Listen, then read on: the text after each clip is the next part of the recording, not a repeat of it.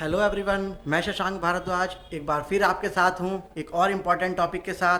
तो आज हम डिस्कस करने वाले हैं पॉलिटी से रिलेटेड टॉपिक, जिसमें आज हम सीखेंगे इम्पॉर्टेंट आर्टिकल। तो आज हम डिस्कस करने वाले हैं कुछ इम्पॉर्टेंट आर्टिकल्स को। आप जानते हैं हमारे इंडियन कॉन्स्टिट्यूशन में बहुत सारे आर्टिकल हैं, 395 आर्टिकल नंबर में है। अगर आप काउंटिंग करें तो वो 395 से ज़्यादा निकलेंगे, जो कि कुछ सब आर्टिकल्स के साथ हैं। तो एग्ज़ाम के पॉइंट ऑफ व्यू से जिन आर्टिकल्स को फ्रीक्वेंटली पूछा जा रहा है, मैं उनको आज डिस्कस करने वाला हूं आपके साथ। तो चलिएगा शुरू करते हैं आज का टॉपिक इम्पॉर्टेंट आर्टिकल्स, जो कि मैंने यहाँ नोट करके रखे हैं और मैं आपको बता रहा हूँ। ये वही आर्टिकल हैं जो फ्रीक्वेंटली एग्जाम में आपके सामने आएंगे, चाहे मैचिंग के फॉर्म में हो चाहे डायरेक्ट के फॉर्म में हो। याद रखिएगा, मैं आपको इन आर्टिकल्स को उसी फॉर्मेट में पढ़ाने वाला हूं जिस तरह से आपको ऑप्शन मिलता है या आपको मैचिंग करने के लिए सामने दिया जाता है कि किस आर्टिकल के सामने क्या बात लिखी हुई है, उस आर्टिकल को किससे मैच करना है। तो मैं शॉर्ट में आपको इनको याद कराने की कोशिश करूंगा। तो चलिएगा स्टार्ट करते हैं। आर्टिकल 263, जो कि बहुत इंपॉर्टेंट आर्टिकल है। और आर्टिकल 263 क्या बताता है? इसमें बताया गया है इंटर स्टेट काउंसिल को डिफाइन किया गया है। जब आपके सामने आएगा कि आर्टिकल 263 में क्या है, तो आप लिखेंगे इंटर स्टेट काउंसिल है, तो आप इसको मैच कर देंगे इंटर स्टेट काउंसिल से। या इंटर स्टेट काउंसिल कौन से आर्टिकल में है, तो आप उसको आर्टिकल 263 को टिक कर देंगे। क्लियर? आगे देखते हैं। आर्टिकल 279A में क्या है? इसमें जीएसटी काउंसिल को डिफाइन किया गया है। यही गुड्स एंड सर्विसेज टैक्स के बारे में जो आप जानते हैं। तो जीएसटी काउंसिल कौन से आर्टिकल में है? जब आपसे कोई पूछेगा तो आप बताएंगे जीएसटी काउंसिल आर्टिकल 263 में है। क्लियर?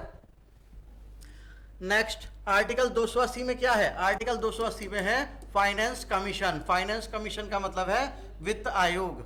वित्त आयोग का जिक्र आर्टिकल 280 में किया गया है संविधान के।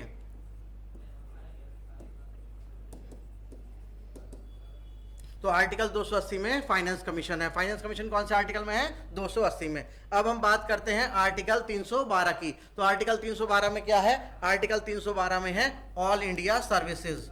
ऑल इंडिया सर्विसेज का जिक्र किया गया है आर्टिकल 312 में।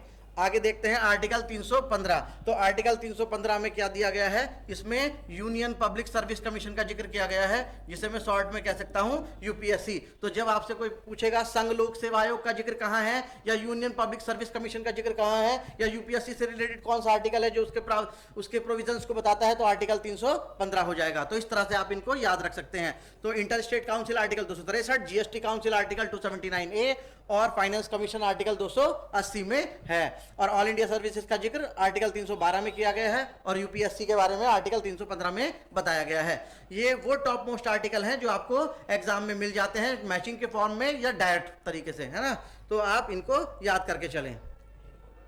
आर्टिकल 324, इसमें इलेक्शन कमीशन ऑफ इंडिया को डिफाइन किया गया है। इलेक्शन कमीशन ऑफ इंडिया को डिफाइन किया गया है आर्टिकल 324 में। आर्टिकल 338 में क्या बताया गया है? आर्टिकल 338 में बताया गया है national commission for schedule caste. National commission for schedule caste SC जो शेड्यूल कास्ट होते हैं, तो उनके लिए नेशनल कमीशन का प्रोविजन इसमें आर्टिकल 338 में डिफाइन किया गया है कॉन्स्टिट्यूशन में। अलग से ये आर्टिकल को अमेंडमेंट करके ऐड किया गया है। इसमें आर्टिकल 330A में ऐड किया गया है national commission for schedule tribe. ये ऐसे ही पूछेगा आपसे कि national commission for schedule tribe के लिए कौन से आर्टिकल में प्रोविजन डिफाइन किया गया है, तो आर्टिकल 330A। और national commission for schedule caste के लिए कौन से आर्टिकल में डिफाइन किया गया है? 338। तो 338 338A में national commission for schedule tribe है, और आर्टिकल 338 में national commission for schedule caste है। क्लियर? अब आर्टिकल 343 की बात की गई है। आर्टिकल 351 यानी कि 343 और 351 दोनों ही हिंदी से रिलेटेड है। इसमें कंफ्यूजन हो जाता है, इसीलिए मैंने दोनों आर्टिकल को साथ साथ रखा है। तो अगर बात करें आर्टिकल 343 की, तो इसमें ऑफिशियल लैंग्वेज को बताया गया है कि जो हमारे देश की ऑफिशियल लैंग्वेज होगी वो कौन सी होगी? हिंदी। तो हिंदी को आधिकारिक भाषा का दर्जा कौन से आर्टिकल में दिया गया है? ये दिया गया है 343 में, आर्टिकल 343 में। क्लियर? और आर्टिकल 351, आर्टिकल 351 इसमें बताया गया है promotion and development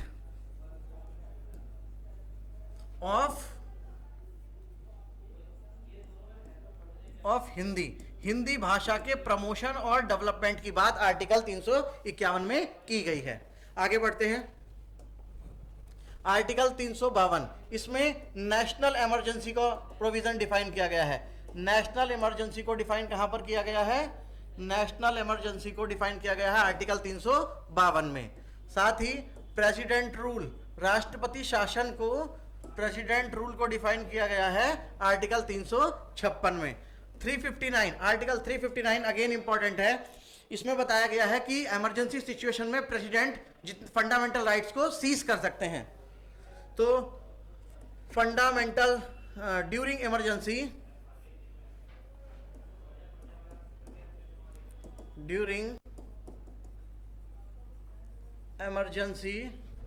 fundamental right cancel हो जाएंगे। किसके द्वारा? कौन कर देगा? By president. तो राष्ट्रपति जो है वो मौलिक अधिकारों को समाप्त कर देंगे, इमरजेंसी सिचुएशन में कर सकते हैं प्रेसिडेंट। तो मौलिक अधिकारों को इमरजेंसी सिचुएशन में, आपातकालीन सिचुएशन में कौन समाप्त कर सकता है? अगर इमरजेंसी लग जाए तो ऐसी स्थिति में राष्ट्रपति मौलिक अधिकारों को समाप्त कर सकते हैं जब तक व्यवस्था नियंत्रित ना हो। क्लियर? इसकी जगह आप सीज भी लिख सकते हैं, फंडामेंटल राइट सीज्ड, क्योंकि वो कुछ समय के लिए रोके जाएंगे बाय प्रेसिडेंट। तो मौलिक अधिकारों को समाप्त किया जा सकता है इमरजेंसी सिचुएशन में, कौन करेगा? प्रेसिडेंट। आर्टिकल 360 की बात करें तो इसमें फाइनेंशियल इमरजेंसी के लिए समझाया गया है। फाइनेंशियल इमरजेंसी कहां मिलेगी देखने के लिए? आर्टिकल, कौन से आर्टिकल में? 360 में। Article 368, procedure of constitutional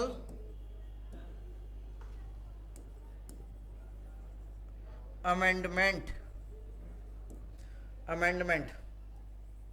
by parliament. संसद किस तरह से संविधान में संशोधन कर सकती है उस चीज का समझाया गया है आर्टिकल 368 में। तो इस तरह से हमने ये कुछ इंपॉर्टेंट आर्टिकल्स को देखा है जिनको आप अच्छे से तैयार कर लेंगे। ये एग्जाम पॉइंट ऑफ व्यू से बहुत ज़्यादा इंपॉर्टेंट है और सभी एग्जामों में 1-2 आर्टिकल पूछे जा रहे हैं, तो आप इनको अच्छे से लिख लेंगे, तैयार कर लेंगे और याद करके रखेंगे। अपना स्टैटिक जीके की कॉपी आप अपना नोटबुक मेंटेन करके चलिएगा। सारा जितना भी मैं वीडियोस लेकर के आ रहा हूँ स्टैटिक जीके आप उसमें कवर करके रखिएगा, जो कि आपको एग्जाम टाइम में हेल्प करेगी। मिलते हैं नेक्स्ट वीडियो में, तब तक के लिए धन्यवाद।